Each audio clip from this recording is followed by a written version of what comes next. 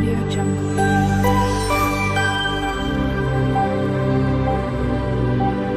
Audio Jungle.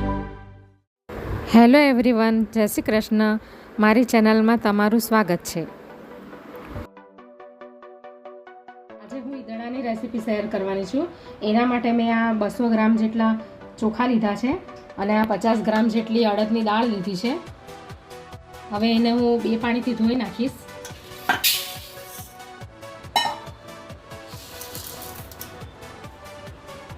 દાળ અને ચોખા ધોવાઈ ગયા છે સારી રીતે. હવે એની અંદર હું આ 2 ગ્લાસ જેટલું પાણી નાખીને એને 6-7 કલાક માટે પલાળવા મૂકી દઈશ. તમે એને ઓવરનાઇટ પણ પલાળવા મૂકી શકો છો. હવે આ અડધી ચમચી જેટલું હું આ મેથી નાખીશ. હવે એને હું આ ઢાંકીને મૂકી દઈશ 6-7 કલાક માટે. તો આપણે આ દાળ અને ચોખાને પલાળીને રાખ્યા હતા, એના 6-7 કલાક થવા એવા છે. તો આપણે હવે એનું બેટર બનાવી લઈએ.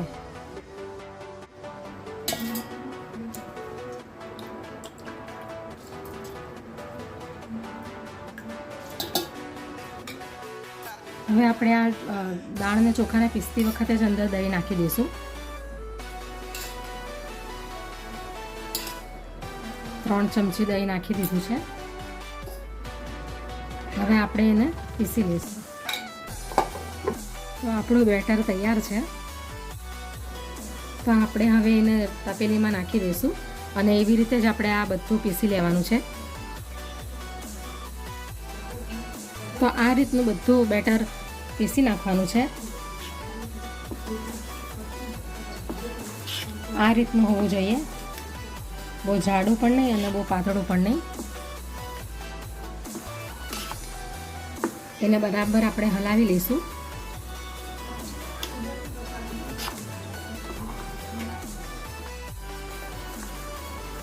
આપણે બેટરને આવી રીતે હલાવી લઈશું.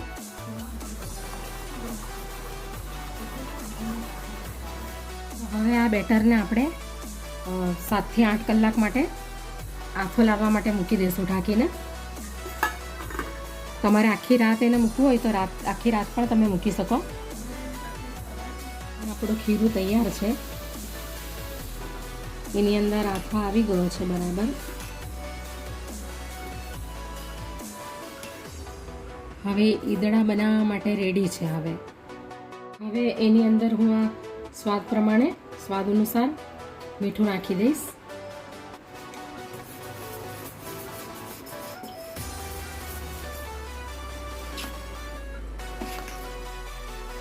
હવે આપણે આ બેટરમાં સ્વાદ અનુસાર મીઠું નાખી દીધું છે.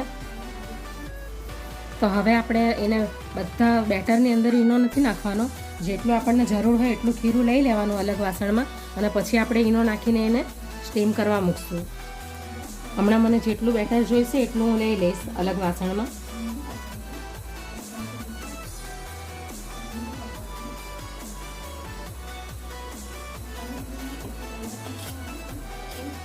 હવે હું આ બેટરમાં ઈનો એડ કરીશ. 1.5 ચમચી જેટલો ઈનો એડ કરીશ હું અંદર. તો 1 ચમચી જેટલું અંદર આ તેલ પણ નાખી દઈશ. થોડુંક ઈનોને એક્ટિવ કરવા માટે હું થોડું પાણી પણ નાખીશ અંદર.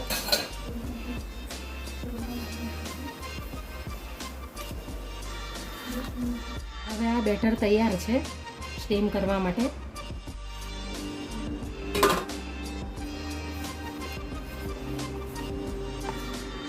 એને હવે આપણે આ ડીશમાં પાથરી દઈશું.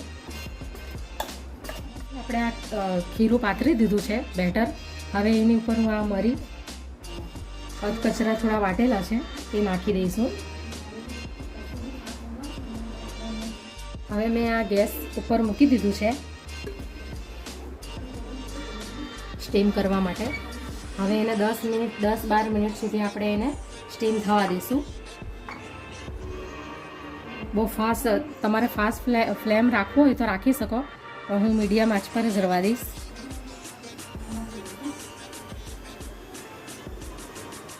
તો હવે 10-12 મિનિટ થઈ ગઈ છે. આપણે ચેક કરી લઈએ કે ઈદડા બરાબર બફાયા છે કે નથી.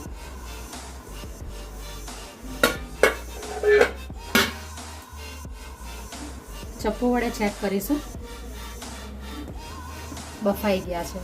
અગર જો આ ચપ્પુની અંદર બધું ચોટેલું હોય ખીરું તો કાચા હોય, અને આમાં કાંઈ ચોટેલું નથી એટલે બફાઈ ગયા છે બરાબર. તો હવે આપણે ગેસ બંધ કરી લઈએ. આપણે આ ડીશને બહાર કાઢી લઈએ. એની ઉપર થોડુંક તેલ આપણે પાથરી દઈશું, જેથી કરીને ઈદડા સુકાઈ નહીં જાય.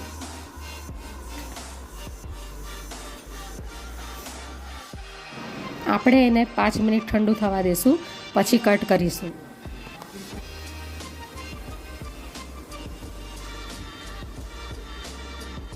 તો હવે આપણે ઈદડાને કટ કરી લઈએ.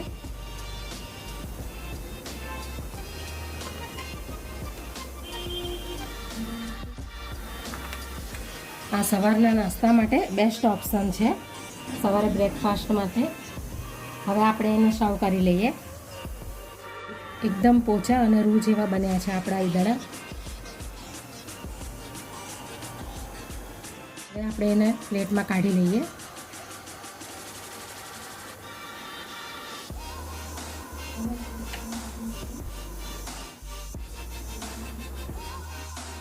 તમે એને ગ્રીન ચટણી સાથે બી સર્વ કરી શકો, અથવા તો નારિયેળની ચટણી જે આવે છે એની સાથે બી તમે સર્વ કરી શકો.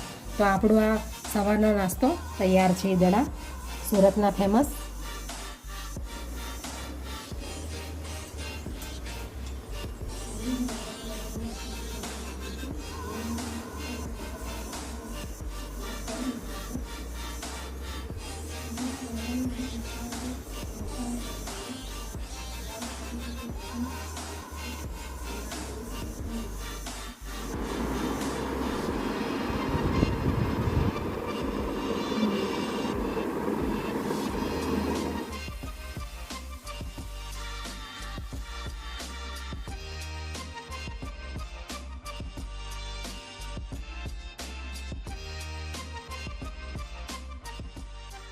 Audio Jungle.